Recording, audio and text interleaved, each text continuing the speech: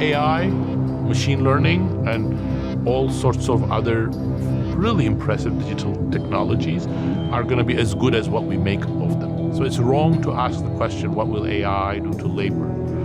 The right question is what we will decide to do with AI and how this will impact inequality. There is tremendous potential to use AI for good, but that's not the path we're going. And on our current path, I think AI and ML will be used for monitoring workers, reducing their autonomy. They will be used for automation, sidelining labor, and perhaps disempowering the already weaker members of our society. And if you look at over the last 40 years, we see many digital technologies deepen inequality because they automated work and displaced workers, and they weren't used for creating new jobs for the same workers who were displaced from their jobs. So I think those are the pitfalls that we should try to avoid with AI, and I think, again, we are not likely to avoid them unless we do a course correction.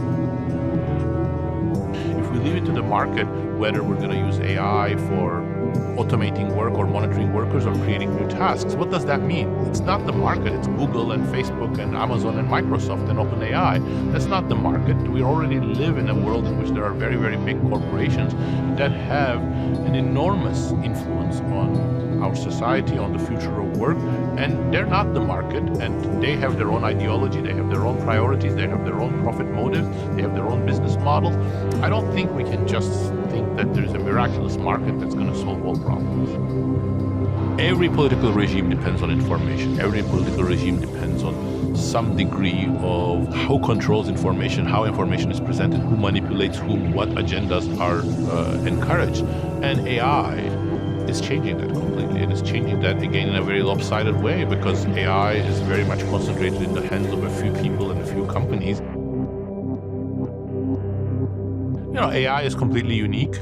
Its effects on the economy are going to be unique, but on the other hand, we have so much knowledge from history about how similar breakthroughs in technology have worked out, under what conditions they have been foundations for shared prosperity, when they have been tools in the hands of a narrow elite to exploit the rest of the population. So there's a lot we can learn. And in fact, the British Industrial Revolution, where our prosperity and great technological improvements originate, provides ample evidence on how sometimes things went very wrong, and poverty and inequality was created out of new technological breakthroughs, and how sometimes new technologies together with new institutions became the basis of shared prosperity.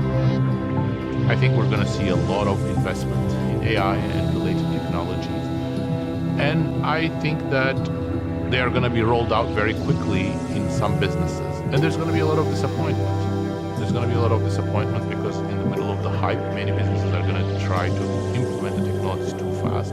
And in many cases, I think they're going to underappreciate what humans were doing and overestimate what AI can do, which is going to lead to disappointing results.